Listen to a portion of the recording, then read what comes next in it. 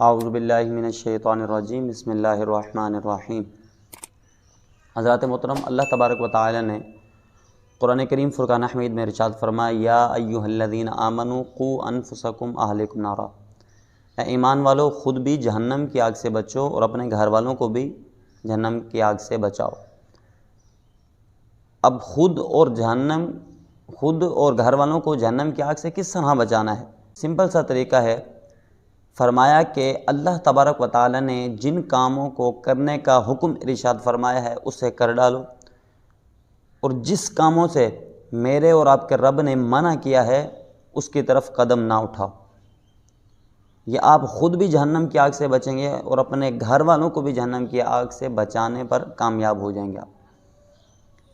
اور حضرت عبداللہ بن عمر رضی اللہ تعالی عنہما بیان کرتے ہیں کہ رسول اللہ صلی اللہ تعالی علیہ وسلم نے ارشاد فرمایا، ہر شخص سے اس کے ماتحت کے بارے میں پوچھا جائے گا۔ یعنی اگر آپ والد ہیں تو اولاد کے بارے میں آپ سے پوچھا جائے گا، اگر آپ شوہر ہیں تو آپ کی بیوی کے بارے میں آپ سے پوچھا جائے گا، اور بیوی سے اس کے خاوند کے مال اور گھر کے بارے میں اور اس کی عزت کے بارے میں پوچھا جائے گا۔ جو بھی جس کے ماتحت ہے اس سے اس کے بارے میں پوچھا جائے گا۔ تو پتہ چلا اگر میں نمازی ہوں، آپ نمازی ہیں، تو ہمارے گھر والے نمازی نہیں ہیں، تو ہمیں فکر مند ہونا چاہیے، پریشان ہونا چاہیے، کیونکہ اگر گھر والوں میں سے کوئی ایک بچہ یا بوڑھا کوئی ایسا ہے، اس کو ایک بیماری ایسی ہے جو لا علاج ہے، ایسی بیماری، تو ظاہر سی بات ہے جو گھر کا بڑا ہوگا وہ پریشان ہو جائے گا، اور اسی طریقے سے سارے گھر والے پریشان ہو جائیں گے۔ تو فرمایا کہ بیماری کی وجہ سے یہ بات سن کر میں اور آپ پریشان ہو رہے ہیں، لیکن جس کے بارے میں اللہ تبارک و تعالی نے بچنے کا حکم ارشاد فرمایا ہے وہ جہنم کی آگ، اس سے بچنے کے لیے ہم فکر مند نہیں ہو رہے، ہم کوشش نہیں کر رہے۔ اللہ تبارک و تعالی نے قرآن پاک میں ایک اور مقام پر ارشاد فرمایا، وَأْمُرْ أَهْلَكَ بِالصَّلَاةِ وَاصْطَبِرْ عَلَيْهَا، کہ خود بھی نماز پڑھو اور اپنے گھر والوں کو بھی نماز کا حکم دو۔ خود بھی نماز پڑھو اور اپنے گھر والوں کو بھی نماز کا حکم دو۔ تو بھائی جب ہم خود نماز پڑھیں گے، اپنے گھر والوں کو نماز کا حکم دیں گے، تو پورا گھرانہ نمازی ہوگا، اور ہم خود اور اپنے گھر والوں کو جہنم کی آگ سے بچانے پر کامیاب ہو جائیں گے۔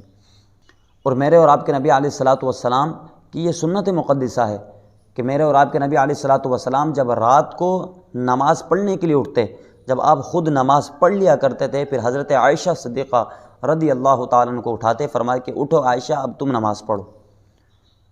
تو ایک اور احادیث طیبہ میں آتا ہے، حضور آقا دو جہاں صلی اللہ علیہ وسلم نے ارشاد فرمایا، اللہ تبارک و تعالیٰ اس مرد پر رحم فرمائے جو خود نماز کے لیے اٹھتا ہے اور اپنے گھر والی کو اٹھاتا ہے، اور فرمائے کہ اللہ اس عورت پر رحم فرمائے جو خود نماز کے لیے اٹھتی ہے اور اپنے گھر والے کو اٹھاتی ہے۔ اگر یہ معمول رہا تو انشاءاللہ ہم کامیاب ہو جائیں گے نماز پڑھنے پر۔ تو پتہ چلا وہ اللہ تبارک و تعالیٰ نے فرمایا کہ ایمان والوں خود بھی بچو جہنم کی آگ سے اور اپنے گھر والوں کو بھی بچاؤ۔ اور آج اگر گھر والوں میں سے بچہ بیمار ہو تو ہم پریشان ہو جاتے ہیں، بچوں کے لیے مستقبل کا حتی الامکان کوشش کرتے ہیں کہ میرے مر جانے کے بعد بچوں کے اندر وہ چیزیں چھوڑ کے جاؤں کہ میرے مر جانے کے بعد بچے پریشان نہ ہوں۔ ہر کوئی بندہ کوشش کرتا ہے کہ میرے مر جانے کے بعد بچہ پریشان نہ ہو، ان کے لیے گھر بھی ہو، گاڑی بھی ہو، سب کچھ ہو۔ لیکن سب سے خطرناک بات یہ ہے کہ اس بچے کے لیے ہم دنیا کے اعتبار سے تو فکر مند ہو رہے ہیں، آخرت کے اعتبار سے فکر مند نہیں ہو رہے۔ آخرت کے اعتبار سے میں اور آپ فکر مند نہیں ہو رہے، کیونکہ دنیا کی آگ اتنی خطرناک نہیں جو کہ جہنم کی آگ جتنی خطرناک ہے۔ فرمایا کہ سوئی کے ناکے کے برابر بھی اگر جہنم کی آگ دنیا والوں پر کھول دی جائے تو یہ دنیا والے تباہ و برباد ہو جائیں گے، جل کر راکھ ہو جائیں گے۔ تو ہمیں فکر جو کرنی چاہیے وہ جہنم کی آگ سے کرنی چاہیے، اپنی اولاد کو جہنم کی آگ سے بچانے کی فکر کرنی چاہیے۔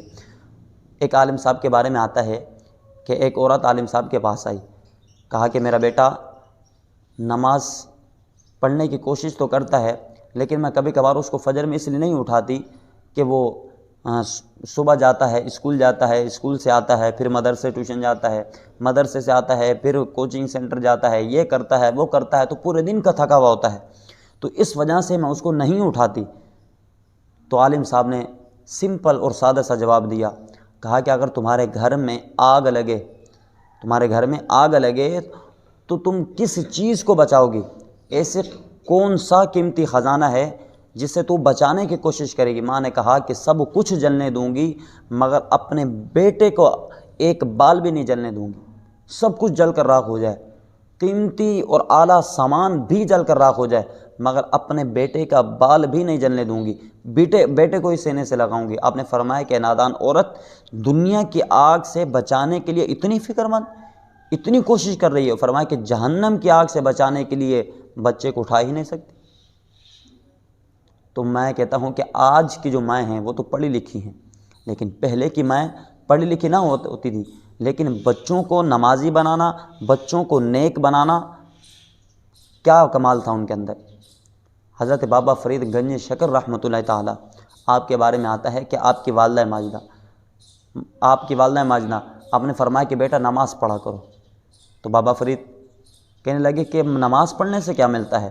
فرمایا کہ بیٹا نماز پڑھا کرو، کیونکہ ماں کو پتہ تھا کہ میرا بیٹا یہ چیز پسند کرتا ہے۔ آج کے بھی ماں باپ کو پتہ ہے کہ ہمارے بچے کو یہ چیز پسند ہے، تو بھائی میں دیکھو سمپل سے آپ بچوں کو 10-20 روزانہ خرچہ دیتے ہی ہیں، بہتر یوں نہ ہو، بہتر یہ ہے کہ آپ جب خرچہ اس وقت دیں کہ آپ کہیں کہ نماز پڑھیں، ہم آپ کو 10 روپے دیں گے، تو بات یہ ہوگی۔ تو بابا فرید گنج شکر رحمۃ اللہ تعالیٰ، آپ کی والدہ ماجدہ فرماتی نماز پڑھو، نماز پڑھنے سے کیا ملے گا؟ کہا بیٹا شکر ملے گی۔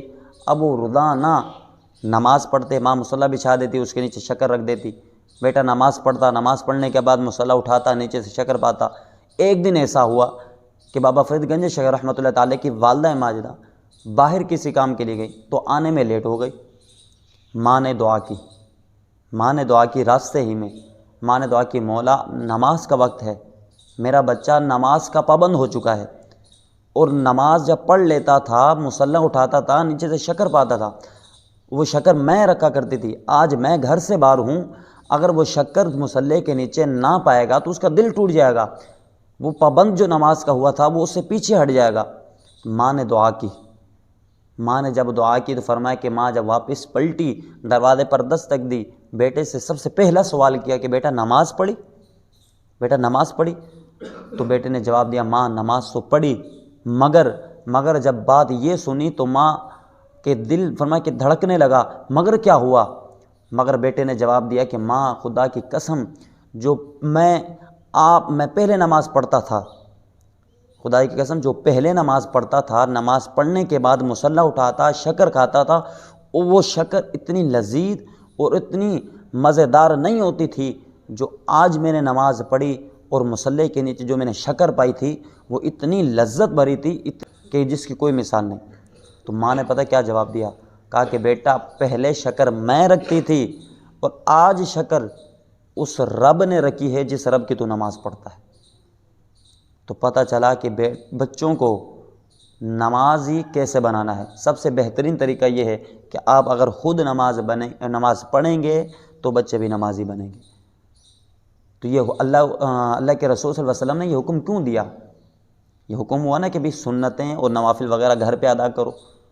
وہ کیوں کہا کہ تاکہ بچے آپ کو دیکھیں گے نماز پڑھتا ہوا تو وہ بھی نماز پڑھنے کی کوشش کریں گے، اور آہستہ آہستہ جب بالغ ہو جائیں گے تو وہ نماز کی طرف آئیں گے، مسجد کی طرف آئیں گے۔ تو اللہ پاک سے دعا ہے کہ مجھے اور آپ کو اپنے گھر والوں کی فکر کرنے کی توفیق عطا فرمائے۔ وما توفیق الا باللہ۔